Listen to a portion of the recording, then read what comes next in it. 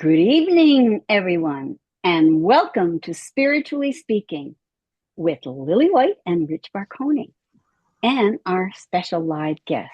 As always, it's a joy to have you with us tonight. And tonight, we have something truly special.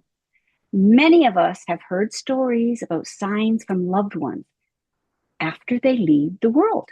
But tonight, we're going to explore something even more mysterious, the possibility of communication before a soul is born. Rich will be sharing the remarkable story of his conversations with his grandson Miles before Miles entered this world. It's a deeply personal experience that invites us to consider the timeless nature of the soul and the possibility that consciousness exists long before we're born. And those of you on with us tonight and listening, you're aware of that. Whether you've had similar experiences or simply curious, I invite you to keep an open heart and an open mind. We don't ask, neither Rich nor I or our guests, that you believe in anything, but listen, reflect, and discover what resonates with your own soul. After Rich shares his story, we'll open the floor for questions and conversation with those of you joining us this evening. And a big thank you for that. Your insights, experience, and questions are always an important part of these gatherings, and we love you deeply. So settle in, take a deep breath, and enjoy what promises to be a fascinating evening. So, Rich, welcome, my love, and the floor is yours. Thank you so much, Lily. Hey, everyone. Thank you guys for being here today. Today Lily and I are going to talk about an experience that I shared with her. And just like she said, it had to do with our grandson, who's currently alive and a couple months old. But this all happened actually before he was even known uh, to have been conceived, or even my daughter was aware that she was pregnant. And, to preface the whole thing, it has to do with a communication that I've been practicing, and Lily's been practicing for a long time. For me, it's been like 15, 16 years in being a professional spirit medium and medical intuitive and doing events and watching the accuracy of a communication that I have been showing faith in during that time and developing within myself, and something that everybody has. And that communication is based on the process of inspiration, being inspired with knowledge that comes from outside of us. Learning, learning to be aware that this exists and learning how to show faith in it during our life, I think is what has evolved, allowed me to evolve to the point that I currently have in this communication. And so great evidence was when I was able to talk to my grandson. This happens so often in different ways, and me just talking to people in spirit, that Michelle, the person I'm married to, whenever I start these new conversations, these spontaneous moments of being enlightened or receiving knowledge, she immediately documents it and starts recording it. So all this, what I'm about to tell you, is documented for so we can see the accuracy in it all and proof in the evidence.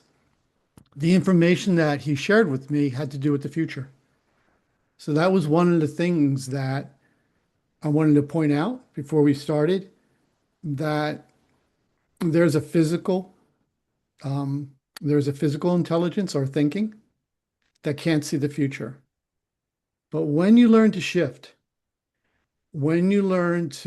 shift into this alternate communication, one that only your spirit can do, you get inspired with knowledge. And whether it's about the past or the current going ons or a future event, it's all capable. It's all capable of seeing such as past events or past lives or something currently going on in somebody's life, such as medical imbalances or something currently behind the scenes that physically we can't see, but we'll just know about people, or future events. In this particular case, it was about future events.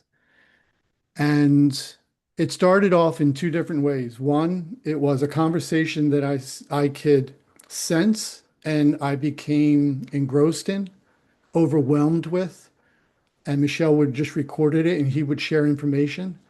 And then there was other moments where I felt like he just quickly inspired me with answers throughout the pregnancy. So one was like a deep conversation, the other one was like a gentle whisper that happened in my ear that later on we found to be true. So the first one was I get overwhelmed. We were sitting on the back porch and we were just having coffee, and I got overwhelmed with his presence. And what I mean by overwhelmed, that's an experience that your spirit is having, and your brain starts to shut down. And when your brain starts to shut down, a state of peace starts to fill you, and you have that experience of a state of peace and tranquility and stillness. And then what starts to happen, as many times I do when I did mediumship galleries, is you start to become inspired and you immediately become aware that this isn't coming from you. It's coming from a source that you're connected to, and it's a spiritual source. And during that conversation, he shared a whole bunch of stuff, but the things I want to focus on is this. One, he told me he was an old spirit.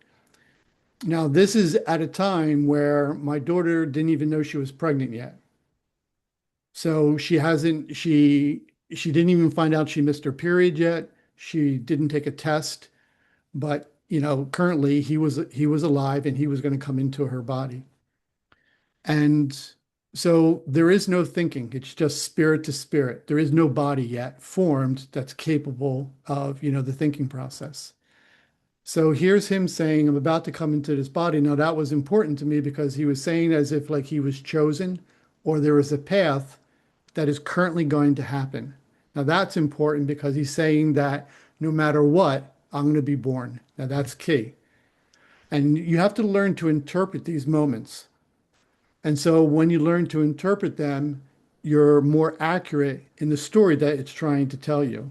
He told me he was an old soul, so that he was here on this earth in different bodies at least four other times. And that his ability to comprehend on a spiritual level and comprehend general understanding about life was going to be deeper than what most people had. And that came into play about his past lives. So same spirit, just different bodies. He also said that he's going to be a male. He's going to be a boy, born. He said that he's not going to be born on the day of when the doctors, his birth date. So the doctors are going to say he was conceived at a certain date, and then here's going to be his delivery day. He says, I'm not going to be born on that day. I'm going to be born the week before that. And it's going to be specifically on a Wednesday or Thursday. So we have this all documented that he's going to be a boy. It's going to be on a Wednesday or Thursday, and it's going to be the week before. And so, Michelle, so we all have it, and he shares a whole bunch of information about his life. So as time goes forward, like about 3 weeks go by, and sure enough, we get a phone call, and our daughter's pregnant, and she doesn't want to know the gender of the child. And so, and so right after we find out that she's pregnant, he comes to me again and he starts to tell a story and he says, I want you to listen. He says, please tell my mom that the pregnancy is going to stick, not to be concerned. Tell my mom not to worry, that the pregnancy is going to stick. And about a week later, she started spotting. And so, of course, she was concerned whether or not she was going to have the child or not. So the spotting went from one day and then it got worse and it went to a second day. And she immediately went to a doctor. And so I shared with her what her son said. I said, don't be concerned. He says the pregnancy is going to stick. So what he's showing is a higher level of communications where he can see the future. And of course, doctors can't because we think. And so he's showing a higher level and it should turn out to be accurate. So a third day goes by and the spotting gets a little bit worse. and she's really concerned. Now, what happens is that you start to mentally worry. You start to get mentally stressed out. You start to have mental fear, and you go through this quality of life where Michelle and I, because we have faith in this communication, we're not, but my daughter is. So there's a difference in quality of life when you learn to open yourself up and show faith in this communication and the accuracy of it. And so the fourth day goes by and she goes to see the doctor again. They said, we're still not concerned. And the fifth day goes by and the spotting starts to get weaker and weaker and weaker. And just like he said, tell my mom not to worry, the pregnancy's going to stick. And so we watched that come true. About a month later, maybe a month and a half later, there was the first moment where he kind of whispered to me. And it was during a conversation with my daughter. And in the conversation with my daughter, he shared, he says, please tell my mom that there's enough oxygen going to my brain, that I'm not going to be, that my brain isn't going to be affected because she's worried. And so I start to giggle to myself, and my daughter, when I'm talking to her on the phone, she says, Dad, what are you laughing about? And so I tell her what her son is saying. And she starts to laugh back and she said, I just told my husband that this morning. She says, because the baby has been sitting up high because of the way her placenta was, the baby was, or uterus, the baby was sitting up high. And she was concerned that the baby wasn't getting oxygen in his brain. And she said that to her husband, Mike. Now, what the baby was saying, my grandson was saying, I can hear all this, I can see all this. And so he was showing an intelligence, he was showing proof that he was a spirit. This is who we are. And he conveyed with me this conversation that just happened. And sure enough, she now felt at ease. And because she's starting to gain more faith in the communication that I'm receiving. So about a month later, the same thing happens where he whispers to me and he says, tell my mom, thank you so much. I love the pancakes this morning. And so in the conversation with her, I said, I have to share something with you. And I said, does this make sense to you that he wants me to say thank you for the pancakes? She goes, oh my God. I woke up 4:30 in this morning, totally hungry and didn't know what to do. So I made myself pancakes. And she goes, and I had an extra batch. She goes, just because I was so hungry. She goes, how did you know? And I said, it's your son proving he's alive. It's me talking to your son. So you just have these little moments where he's also showing humor, just like we would. So he's showing his spirit's alive. He's showing he's intelligent. He's showing that there's a oneness. So the pregnancy is going along, and it's getting near to full term. And he has this conversation with me again. And in this conversation, he shares a whole bunch of things, but two things really stick out. And the first one he says is, you and Michelle are going to get there just in the nick of time for my birth. So that means whatever time we choose, whatever it is that's going on, make sure we choose wisely because something's going to happen unexpectedly. And my daughter's going to give birth a short time later. The other thing he shares, which is really odd, this was like a really odd statement, and I had to really sit with myself to interpret it all. He says, please tell my parents not to worry. No matter what happens, all that's going on with me is I have to grow into my health. And he says it again.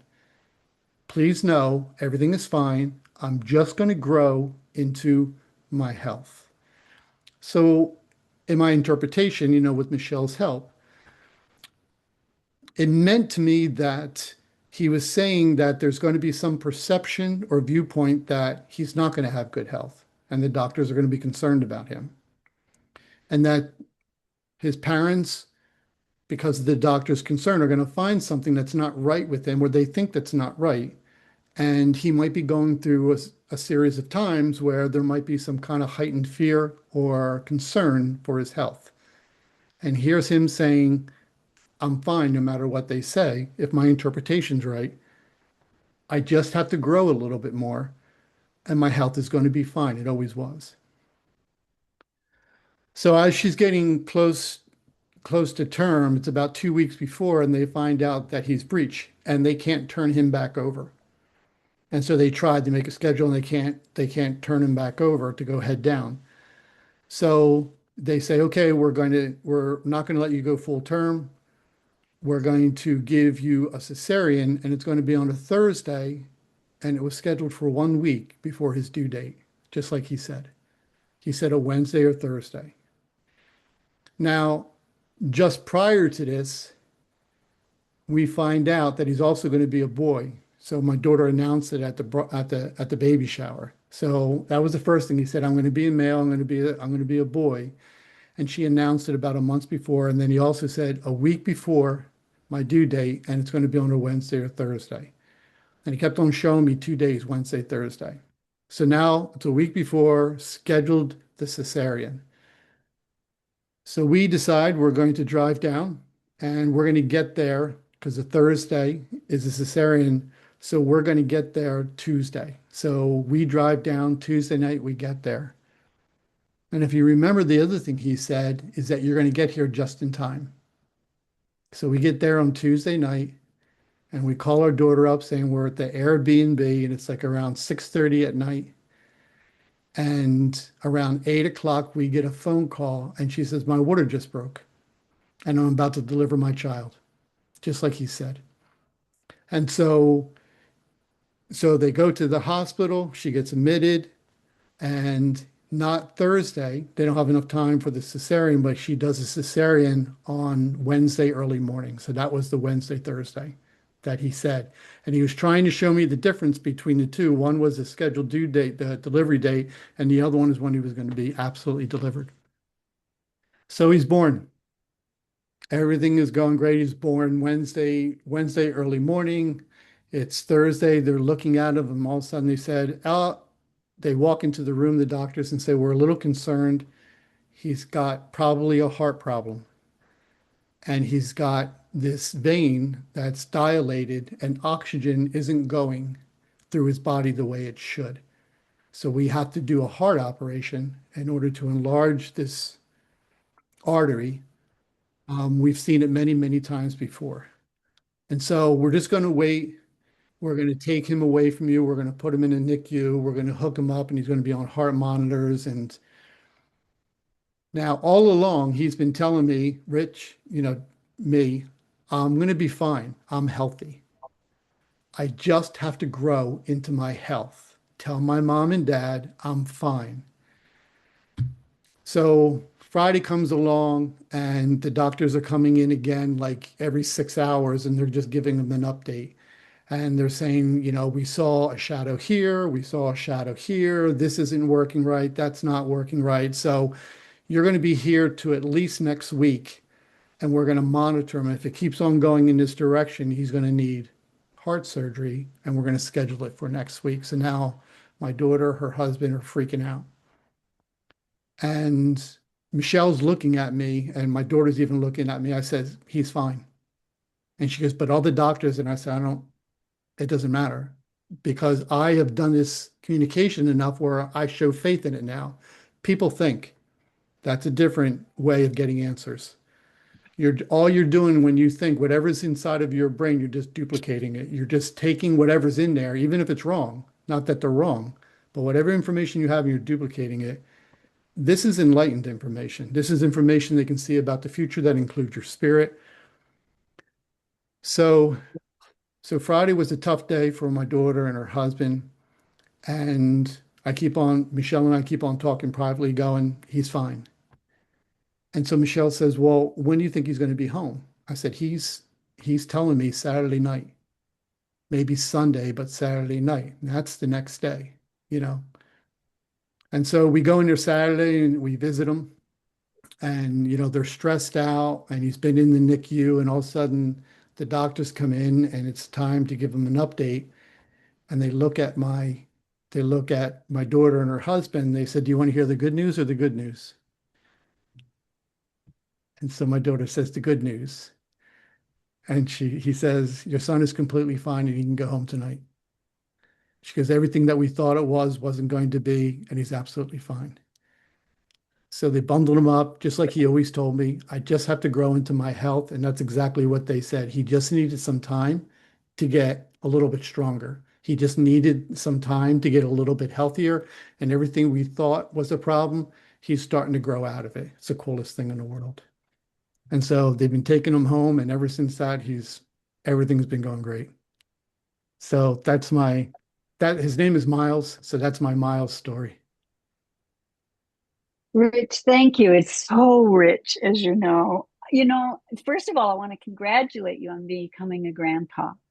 Thank And you. of course, Michelle being a grandma and Courtney and her hubby, it's such an incredible journey. And that you're there way before even the conception. I mean, it's just incredible that Miles has contacted you. And I'm hoping our listeners understand that we all have this ability if we learn to just slow down and listen. That spirit is always around us. But like you, I'll gently share my story about Tatiana because it's similar to yours. Yes. Yes. And then we'll go into questions and answers, unless there's something else that you'd like to share with this.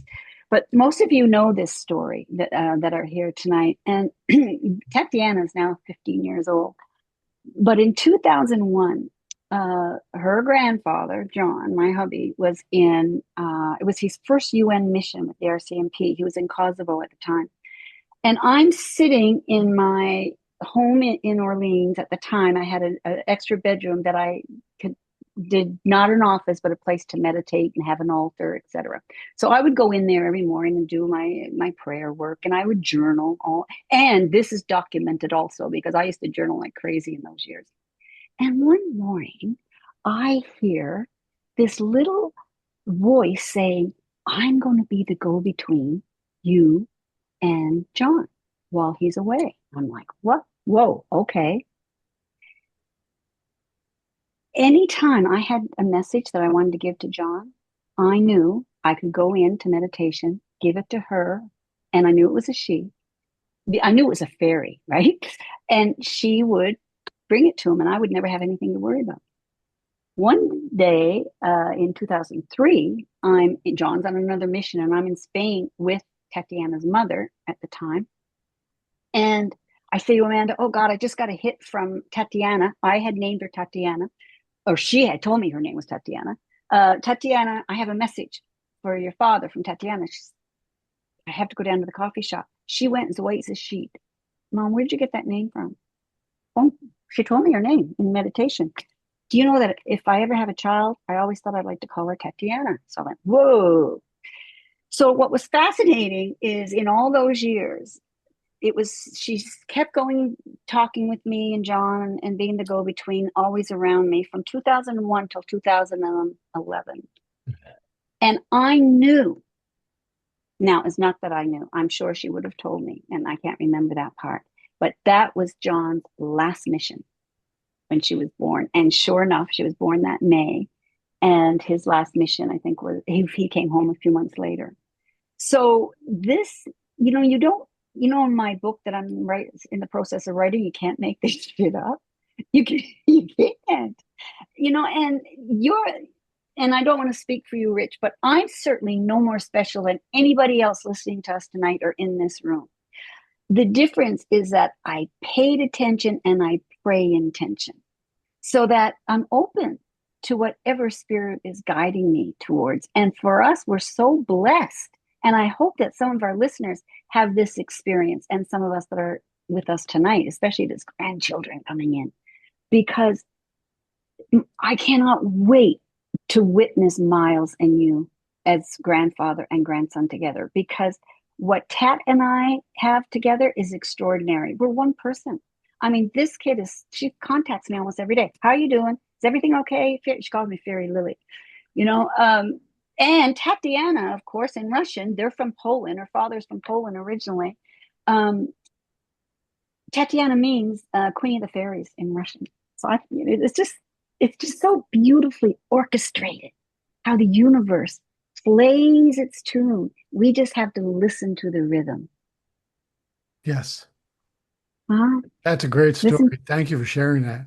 Well, thank you for sharing yours. So, anybody here tonight have a similar story that would like to share or a question they would like answered. Don't be shy. None of you in this group are shy, which I love. All you have to do is just put up your hand and unmute. Anybody? Yes, Rondi. Rich, I'm wondering, I love both of your stories. I knew yours before. I've heard it many times, and I have a feeling that John and Tatiana are like that. Anyway, Rich, I want to know, Miles came to you before he was even conceived, and throughout that conception until birth. Two questions. Does he still talk to you? And the second one is, do people who've already passed, you said that he knew the future, he could see the future. Do past beings, for example, like my father, does my father see that future as well when he comes through? Yes. When we're in spirit and the way that we become in spirit, the first thing we have to do is shut down our thinking, right? So if you have a physical intelligence and you have a spiritual intelligence, in order to get to the spiritual intelligence, you shut down your thinking. When you work on that and um, you work on shifting yourself into this communication that only your spirit can interpret and see, there's a oneness that you become a part of. And in that oneness, all information is the same to you. Whether you see information about the what we call the physical past, or we see information about the spiritual future, it's or the physical future, it's all the same. If you also just say this to yourself, there's moments where you have to make a choice. And in that choice, you know the loving thing to do. There's some kind of choice that you'll get attracted to. And very often your thinking will talk you out of it. And so if you recognize love as a more divine way of making choices, that choice is being influenced by this power of love, and love is a universal spiritual power. It's trying to guide you towards a future that's intended to bring you happiness. But a lot of times that is a way of seeing the future also.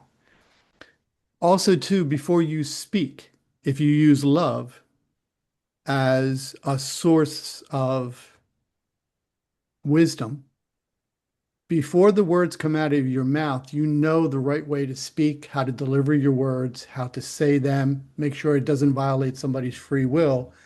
You'll know that if I do it this way, there's a better way of my relationship working out, or whoever I'm talking to will enjoy our conversation more.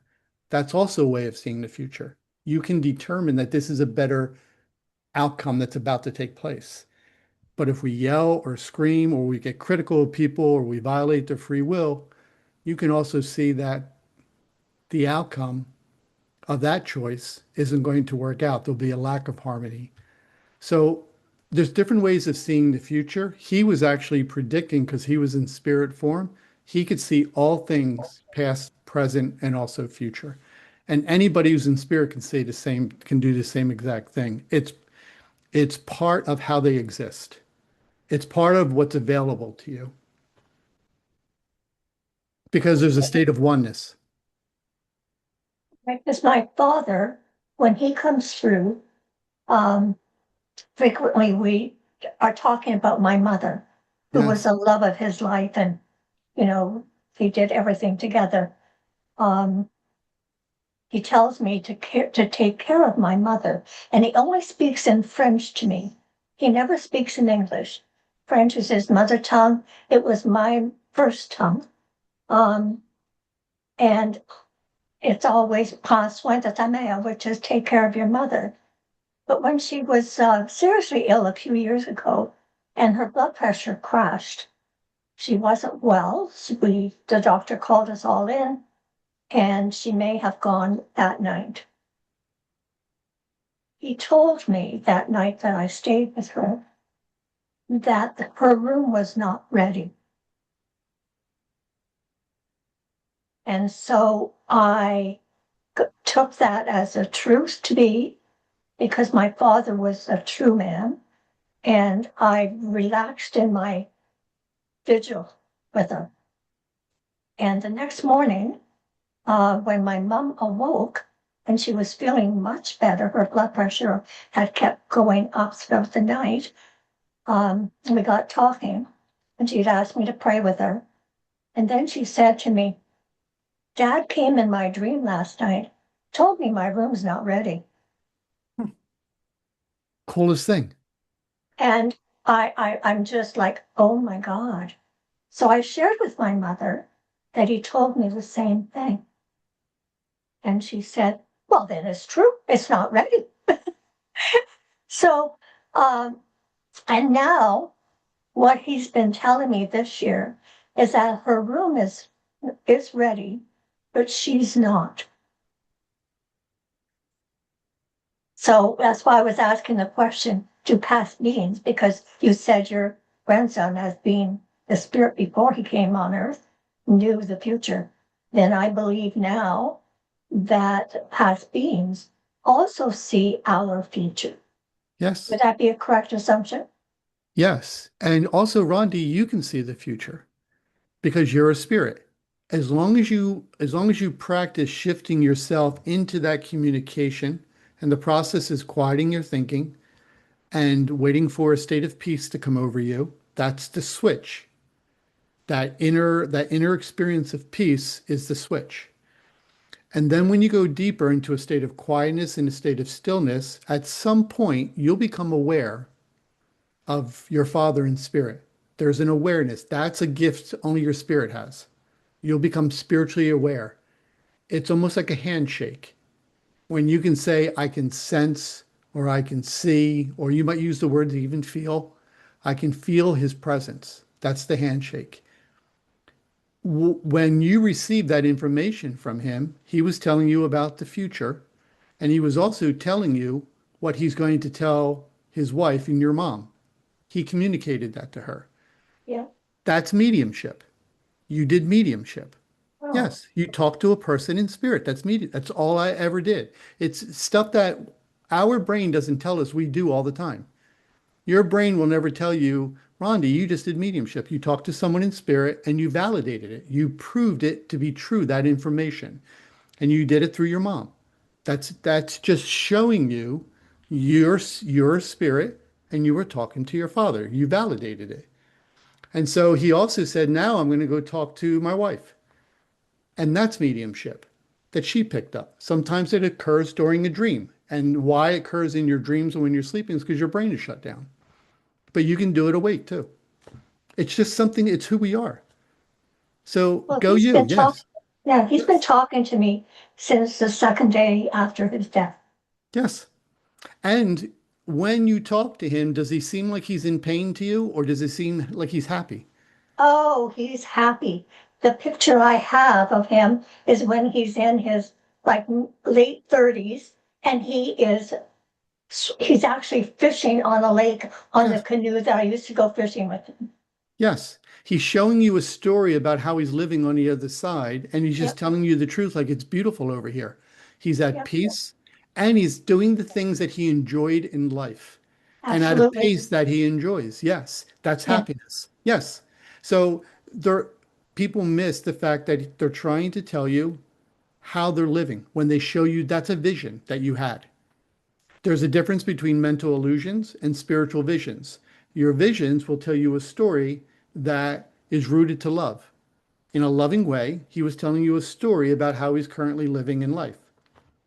It's the but my coolest thing. mother was his fishing and hunting partner Yes, in their latter 30 years yes, together. Yeah, thank you. I appreciate that validation. yes, absolutely. I appreciate that validation for Rondi also, Rich. So thank you for that because I'm sure those that are with us here tonight, there's not one of you that haven't been in mediumship. But sometimes we just, as human beings, unfortunately, need to be validated on that, So it's a great story, Rondi. Thank you so much for sharing. As Rondi was speaking, I was also thinking about Myron and his wonderful dream from last night. That's a part of mediumship that he's in at that time. It's Yes. his uncle, right, Myron? It's your uncle at the time? It was That's my father who okay. grew rich, told me I should get a motorcycle at some point in my life. The freedom, the joy, being in nature will help me a lot. And Mm. Myron, if I'm going to use the word freedom. So Mhm. that's what the motorcycle would represent to me now. Like I would interpret it a little bit differently than I have in the past because I've grown. I've become more educated about how to interpret the stories that they're sharing with me. And so if there was a point in your life where you felt like you had less freedom or there was an imbalance going inside of you where you needed more personal time, that would make sense on what he was telling me. And it has happened. So that was, I believe it was right after his death in 2011, in the autumn of 2011. And he passed away in March, but I went to see you. It was sometime September, October, November in 2011. And ever since then, the urge to get a motorcycle, whether it's him speaking to me and I'm not realizing it, or me on my own, just wanting an escape, wanting something else, just for a half hour or an hour to enjoy a Yes. bicycle ride along the Delaware River. That's what that represents to me anymore. Yes. 100%. Anybody else with a question or a story they'd like to share? Yes, Julie. Just get you to unmute. Thank you. When Rondi was speaking and saying that she was talking to her father about is the room ready yet, and he said no, the room's ready, but your mother isn't ready. That made me chuckle. But Rich, when I was asking you earlier about my brother-in-law, and today I've been talking to my sister who's passed, and she passed a while back from cancer. And I was asking her because I speak to her frequently. She's very, very, very funny, and I speak to her often. And sometimes when I'm driving in the car, I'll be having a chat. People will think I'm on the phone, but I'm actually talking to my sister who's sitting That's great. right there with me. That's great. Oh yeah, all the times. And people will think, if they actually knew, they would think I'm a lunatic. But we know that we're not. I'm speaking to her and I'm having a valid chat. And anyway, I actually spoke to her, and one of the reasons I was so very upset is because I'd already spoken to her and had a chat about what I thought the outcome would be. And I know the outcome isn't going to be very good. And so when I spoke to you, Rich, and asked what your thoughts were, and you validated what I already had the thoughts of, what Lilly was saying, that we like to be validated, is so very true, because I like to, we all like validation, because I don't know, you don't know if that's true or not. Yes, I'm very intuitive, but I don't know if that's true or not. I had my thoughts, I reaffirmed them with my sister Jackie, and then it was nice to get that validation from you. It wasn't good news, but I expected that. I'm not, again, I won't share it with my sister about her husband, but I want to be prepared so I can help her. So, and it is nice to be able to chat with spirits up there so that they can help you navigate the challenge that we're going through. So, thank you for sharing your story. It was fantastic. And thank you, Rondi. And thank you, Myron. And thank you, Lilly. Thank you, Julie. I want to add here, at this level, our listeners and ourselves are practicing mediumship. We don't even aware of it half the time. And we do have a tendency to say good news or bad news. But the more you practice your mediumship, you realize that it's all good news, that Yes. death doesn't exist, that consciousness continues on. The bad news, if you want to call it bad news, is the pain that we are left with from the You one are that's leaving. totally right. But I the didn't. one that's leaving is a celebration, Yes. you know? So yeah, sometimes it's just about rewiring our language in You are celebration correct, for and I'm them. glad you corrected me on that because I'm actually not afraid of death myself Yes, at perfect. all because we're going on to something better. I got caught up and said the word that we're familiar with, right? And so actually, they're not. My sister and her husband aren't afraid of it either, but we get caught Good. up in the words that we're used to using.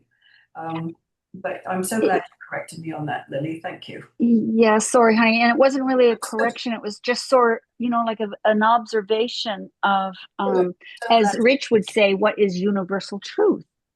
It's a universal truth. We know that there's no death, just death of the body. And I'm we just so go glad you on. did. Thank you so much. Oh, you're welcome. Thank you. Who I else? Nancy. Sorry. Okay. Okay, Sylvie. Yeah, no, I'll let Nancy go and then I'll go. No, Well, honey, I was just, I'm really just an observer today. I've been introduced to this and I'm observing, but I don't have any thoughts right now about it. Okay, we're so, glad, we're oh no, I'm glad you're here. enjoying it. I love it. We're glad you're here. Thank you for joining us. Sylvie, okay. Okay, I have a totally different roadmap, I suppose, like from what. Perspective. So for me, I had my first daughter, and then I had my tubes tied. Then I married my second husband, and felt that it was time to have another child. So I had my tubes untied, and back in those days, it was a whole ordeal. So it was a big thing. And so I had it done, and then the doctors at that point said it's a 50-50 chance if you get pregnant. So I took that chance and had the surgery, went back home, and this is a little private, but so the moment that my husband and I had intimate relations, I knew that moment that my son was conceived. I knew without any doubt that I was pregnant. And I always had a very close relationship with my son. And now he's 34. And I'm finding that I'm losing that connection. So am I supposed to reconnect? Like, is that meant to be that way? I feel the loss. I'm not quite sure. Maybe, excuse me, Rich can answer this because I'm not sure what it is you're referring to, what the loss is, the I'm reconnection from spirit or your son. I'm feeling like there was a deep, deep connection, and sort of that connection is sort of evaporating, for lack of a better word. With your son? Yes. Okay. You know what I do quite a bit? I've done, especially when when Melanie was alive. I used to have my higher power at night talk to her higher power, the soul talking to the soul. And Okay. sometimes with our strain, we had a strain relationship, again, for those of you that know me. And I just would give it that almost like an instruction. And I never thought or worried about it again because I knew at some deeper level there was a connection. Even if my ego couldn't feel it some days from a physical level, there was something else that was so sacred and whole and holy. Mm. Do you want to add to that, Rich? Just a little bit. Yeah. But Sylvia, something I've learned is love is a universal power. I think everybody would agree on it, right? Actually, unconditional love. Mm-hmm. It's a spiritual influence. So it can actually influence us on a deeper level to side and align with certain kind of choices over others. And what I've learned is that love is the only power capable of creating more harmony between people. Mm. And so one of the things I had to learn and change about myself is to make sure I was doing my part in a partnership with my daughter or my wife. I was never given the power to change them. What I was given the power to do is to change myself, to make myself more attractive to other people who are more spiritually grown. So if you are someone who's spiritually unlearned, you're not spiritually grown, for instance, those people you're going to find are going to be more aligned with money, a nicer home, um, a larger professional status, more social acceptance, wanting to be liked by other people, and willing to bend themselves or compromise themselves in order to achieve that. The more spiritually learned people are going to be more aligned with choices that are aligned with love, and choices, that means choices that are going to bring a greater unity between people, a greater harmony between people, and put money and power secondary. So when I was trying to change myself and doing my part, I noticed there were still other people that had to do their part. So if they weren't interested, if they were going on to something different than what I was aligned with, there's nothing I could do about it. So I'm not saying that's true about your son, but what I can tell you is this, is he has a spirit, and the more spiritually beautiful we make ourselves, the more his spirit is going to be attracted to us and gravitate towards wanting to speak to us more.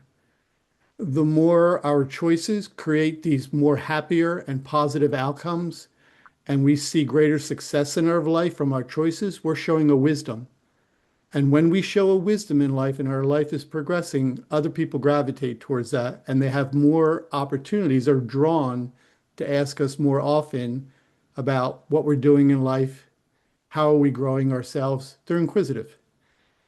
So that would be something that I would suggest that maybe you just kind of like sink into for a second. You were never given the power to change other people. That's God's responsibility.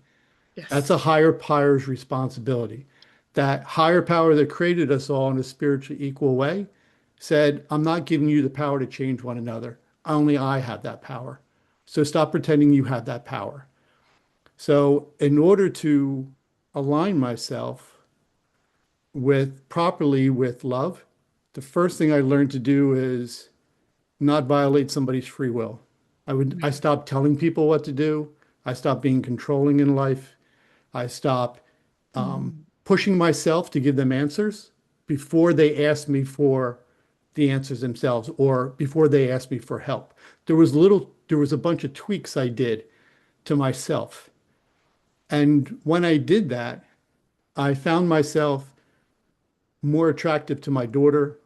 My wife was more attractive to being in the same room with me or having more conversations.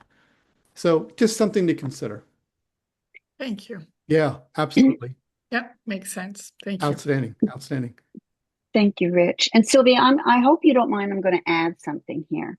Uh, because Sylvia and I walk and we're pretty good friends. And I'm wondering, you know, the saying, a daughter is a daughter for the rest of her life, a son is a son until he finds his first wife.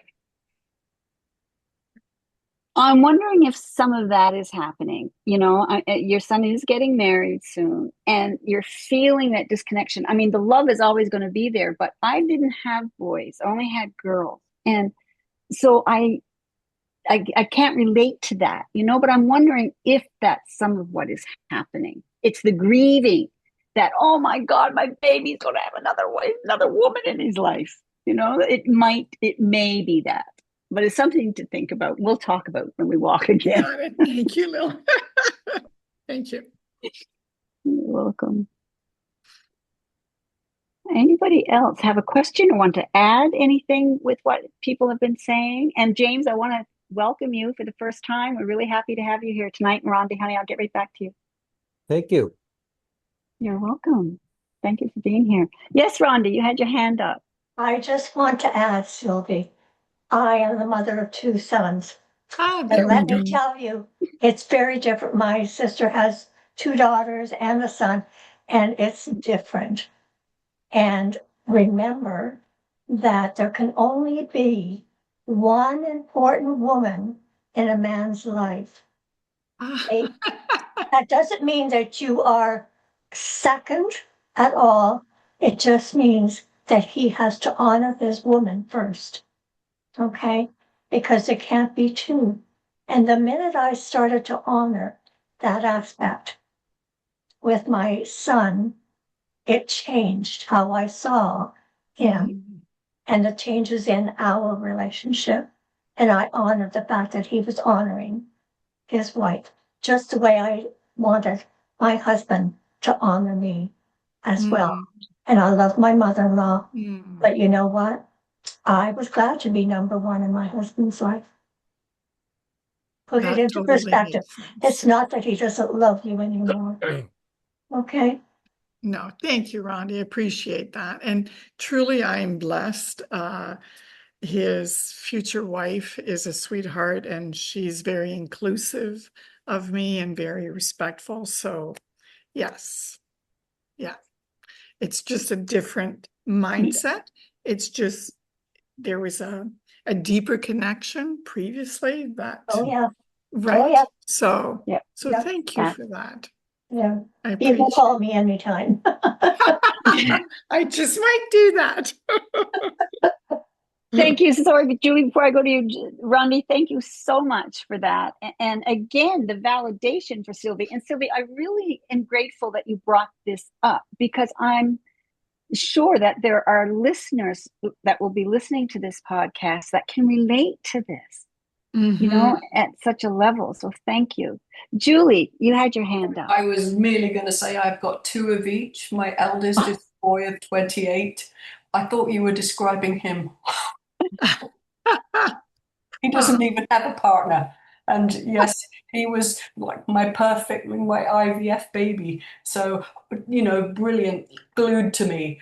I don't know what he does with his life now at all. So I think you're not unusual. He will always love you, but your job is to bring him up to love someone else, like Rondi said. So you've done a marvelous job, it sounds like.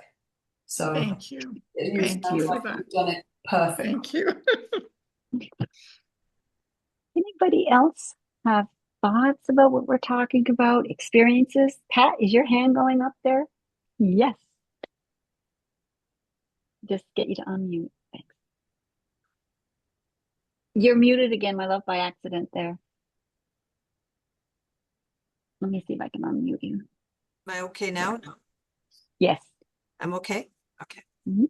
I have 2 sons, and I have had more of a connection, I think, with my younger son.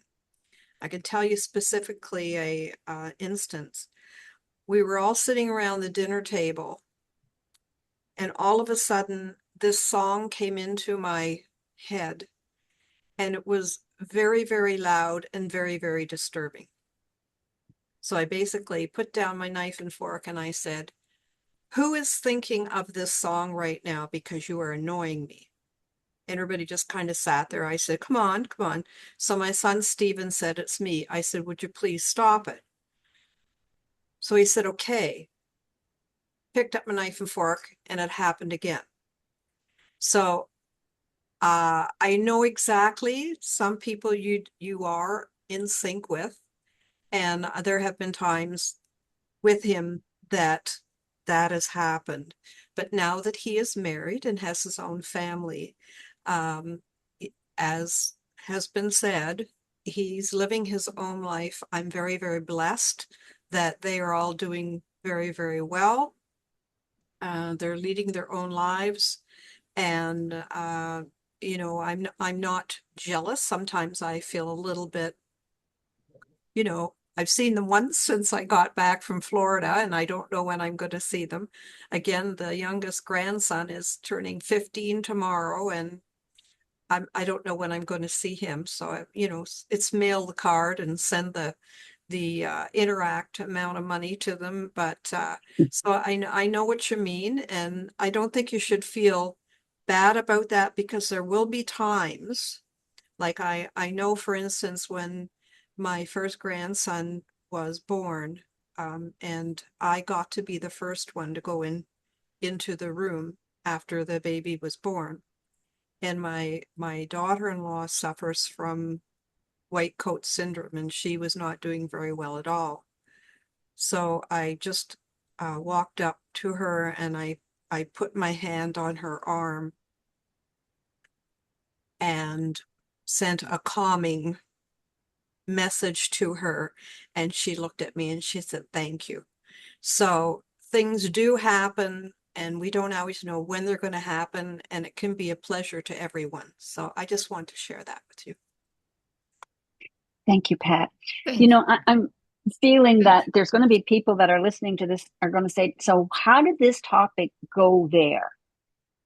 However, this is mediumship. And Joe, I see you just sent me a text, but I want to talk to you before you go, hon. This is a part of mediumship. Like what Sylvia's doing is feeling that distance coming. I mean, this is reading other people, and we're not aware. We think mediumship is just talking to spirit. Yes, that's a big part of it. But being able to read the soul and spirit of another individual is a part of our mediumship.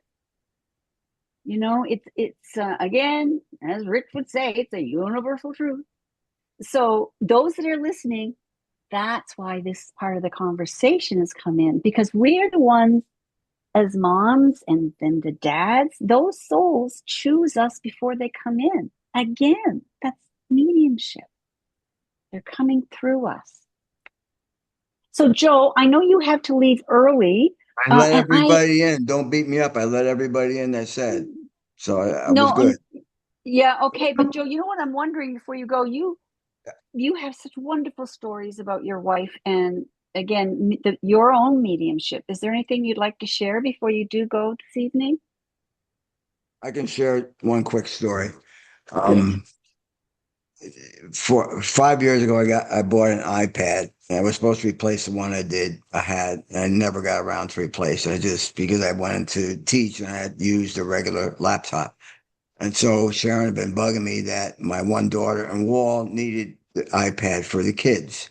And I just never got around to do it with everything that was going on. So we were away for vacation last week, and I decided the Wednesday before to go to Best Buy to kill the iPad, to delete it, and myself get a new one on it to give the kid the one. And I had it in my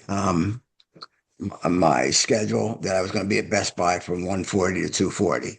So when I got home, again, there was another text on Sharon's cell that's still alive.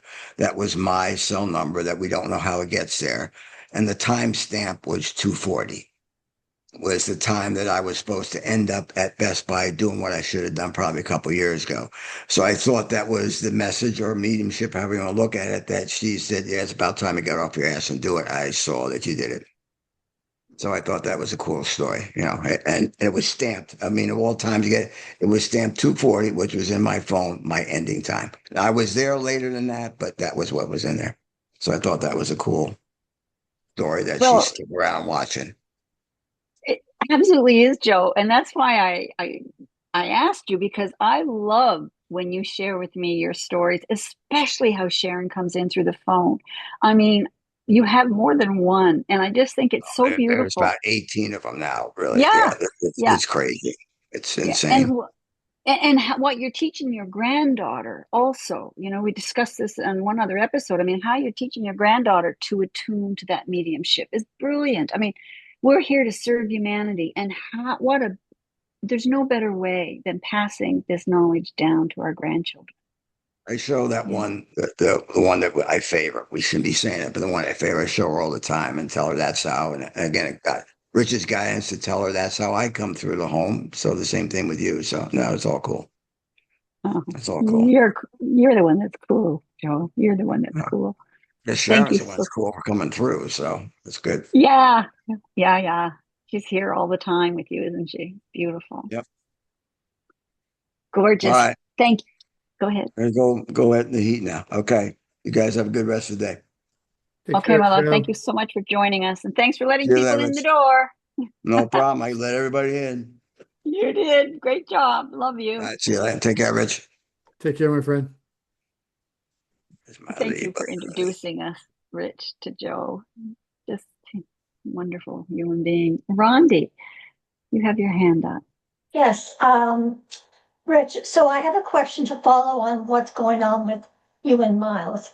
Now that he's born and you're able to hold him and talk to him and cuddle him, is he still whispering in your ear, or are you having conversations that are just as meaningful as what they were prior?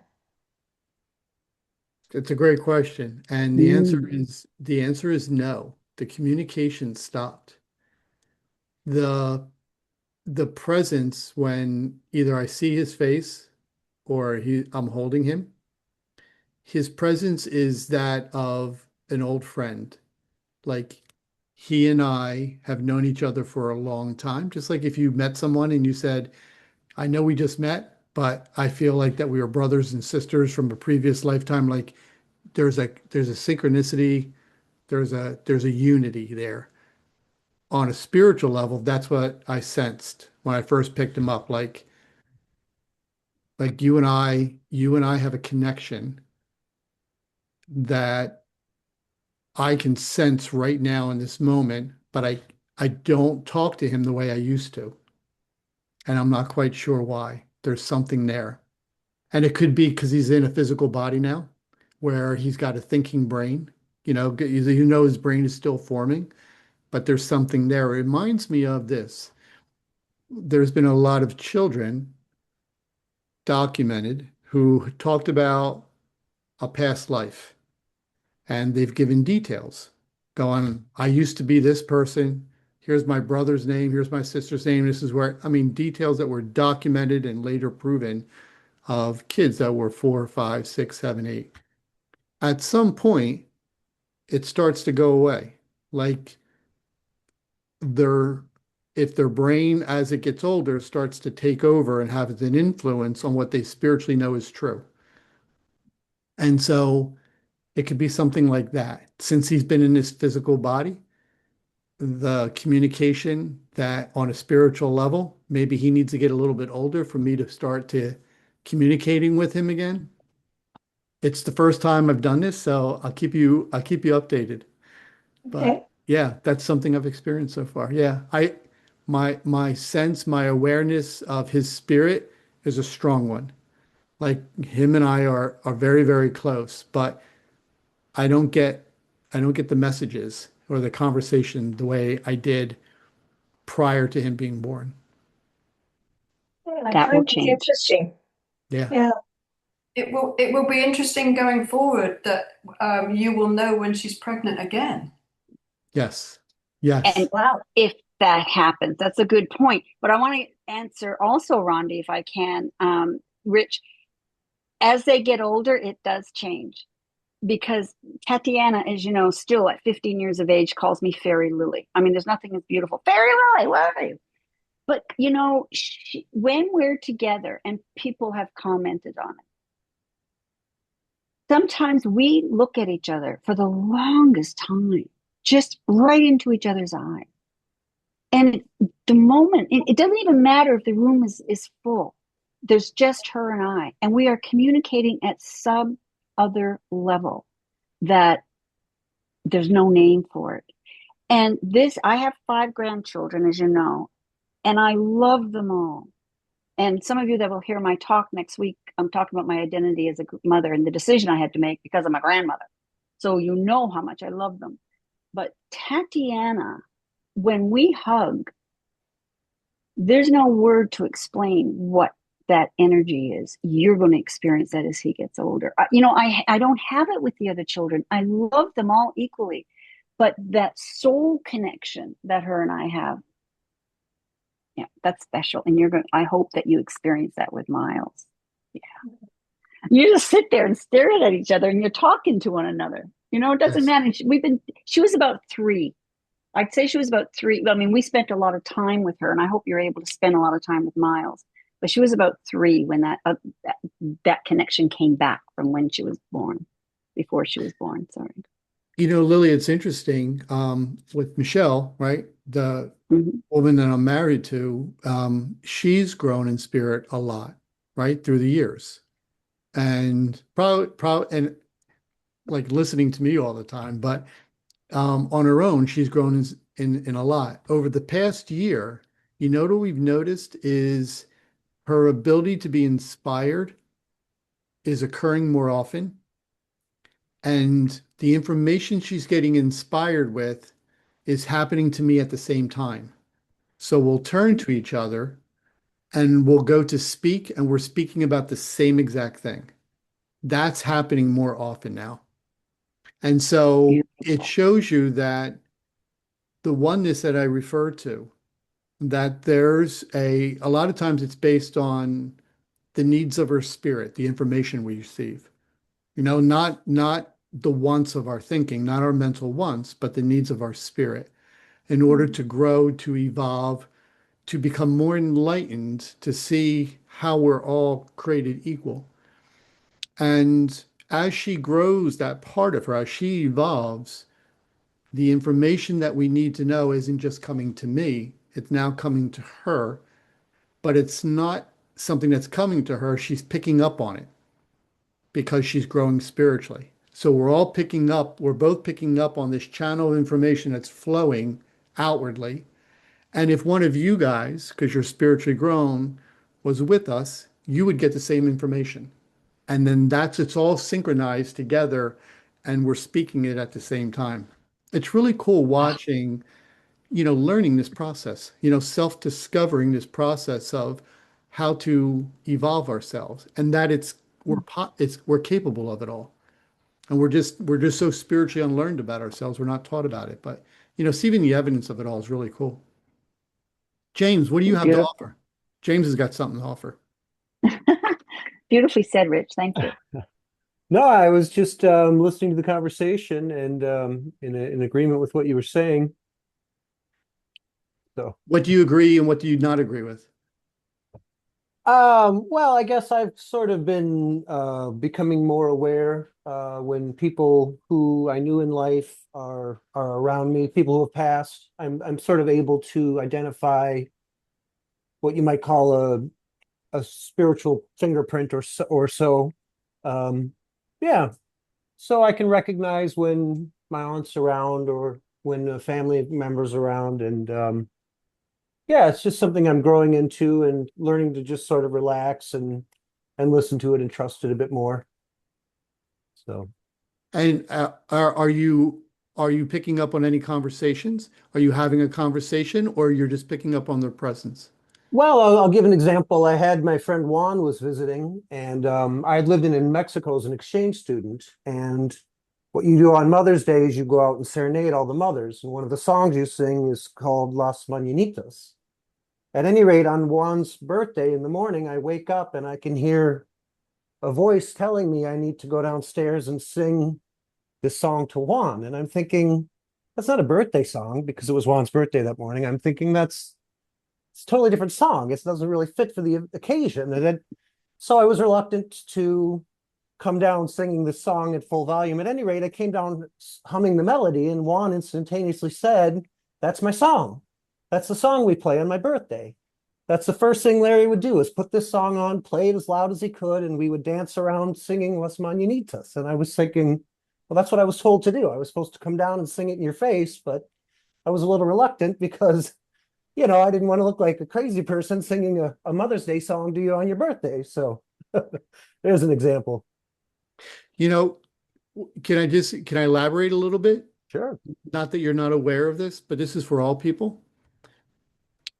What what you just said, James, is that you talked about the two different communications. So the first one was based on a sincere need, and that sincere need is based on love. And so to sing a specific song, you just got out of a sleep, so your brain was quieted down. So on a spiritual level, your spirit shifted more to the forefront and was picking up on someone who had crossed over, who was saying, "Can you do this?" As you woke up, your physical intelligence started doubting the first communication. It tried to talk you out of it. What you did is showed faith. You had a choice to make to show faith in the first one or the second one. You chose the first one. When you did, you got to see the outcome, which was a loving outcome. It was accurate. It was telling you the truth. The other voice, your thinking, was lying to you and trying to talk you out of this great experience that was destined for you. The reason why I'm bringing it up is because this is something we all go through.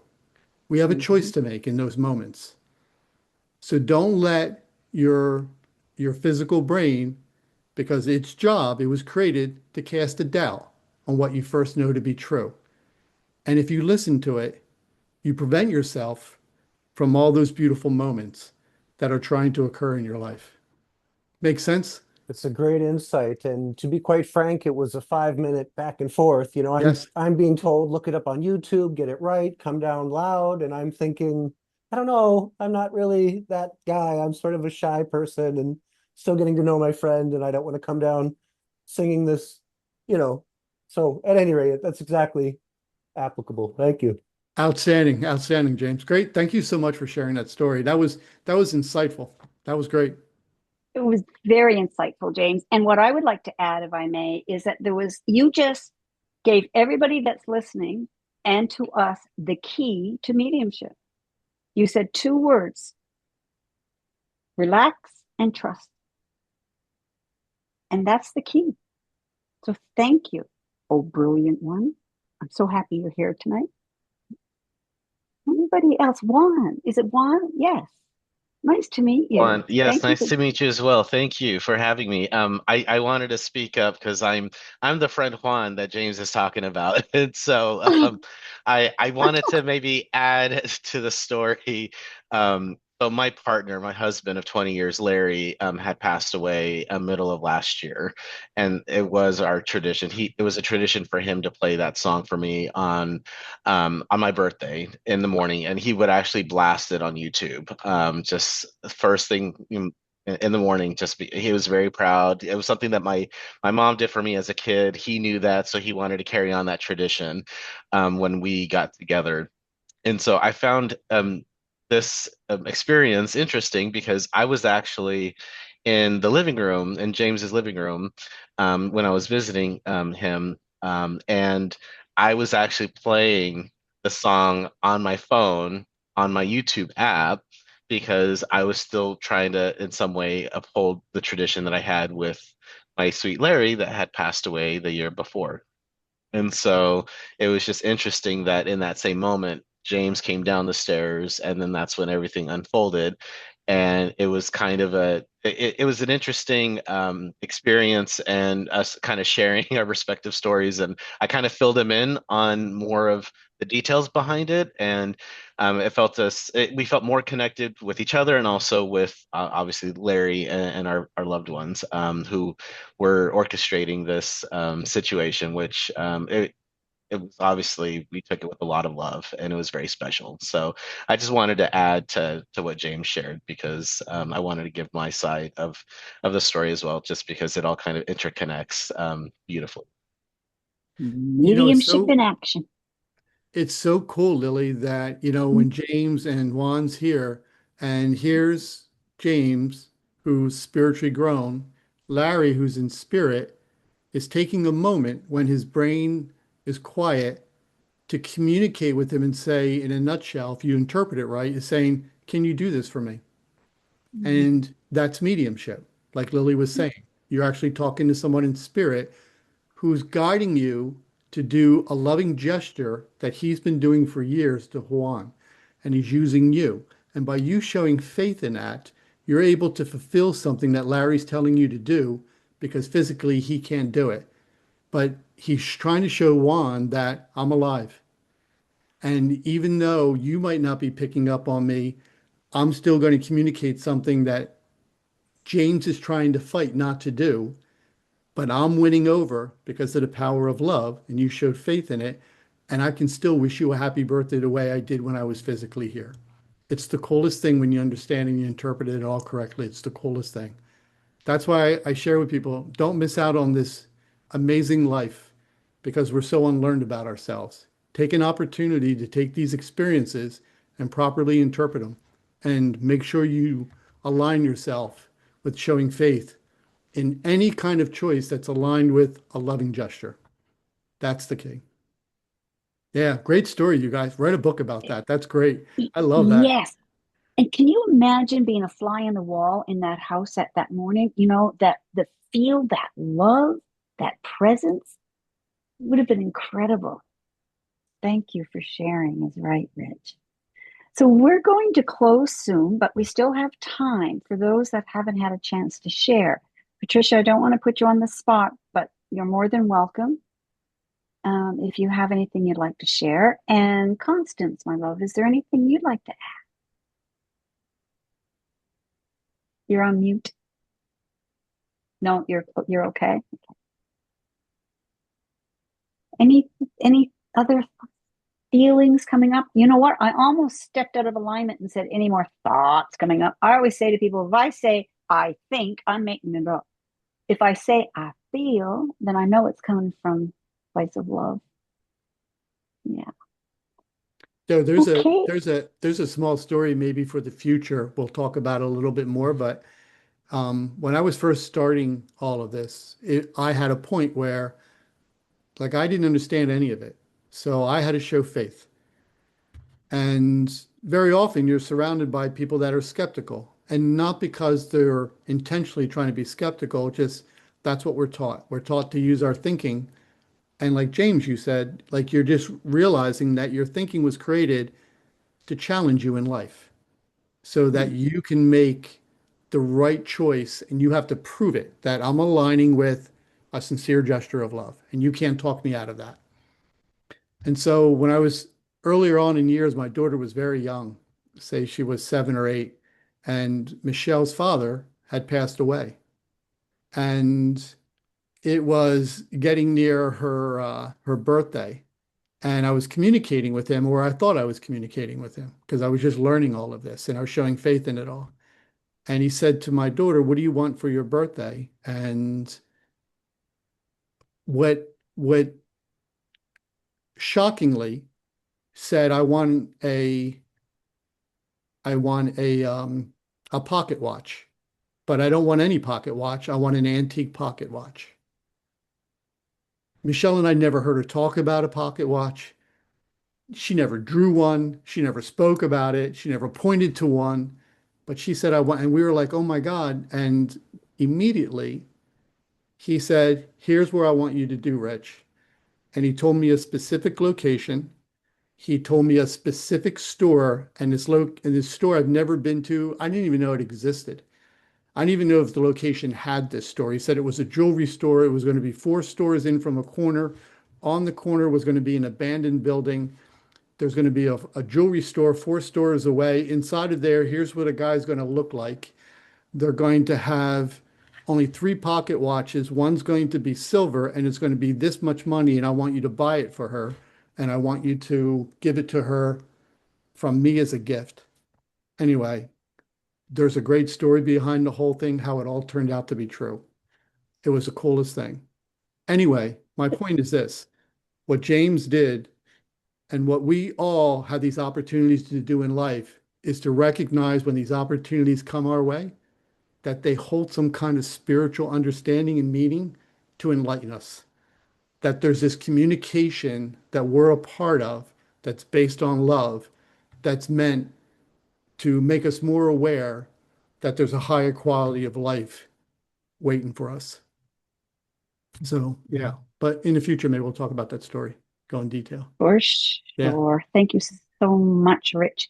You know, as we come to the end of our evening together, I want to leave you, our listeners, and those of you that are with us tonight with one thought.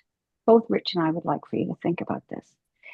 If tonight has taught us anything, perhaps is this, that the soul is far greater than we can ever fully understand. Whether you believe Rich's experience happened exactly as he shared it, my experience, or whether it simply opens a door to wonderment, the invitation is the same. So, listeners, friends, stay curious, stay open, and above all, stay connected to your own inner knowing. We don't have we don't have to have all the answers. Sometimes the greatest gift is learning to live with the question. We don't ever ask a question unless the answer is inside. We just have to listen. So thank you, Rich, for your courage in sharing something so personal with us.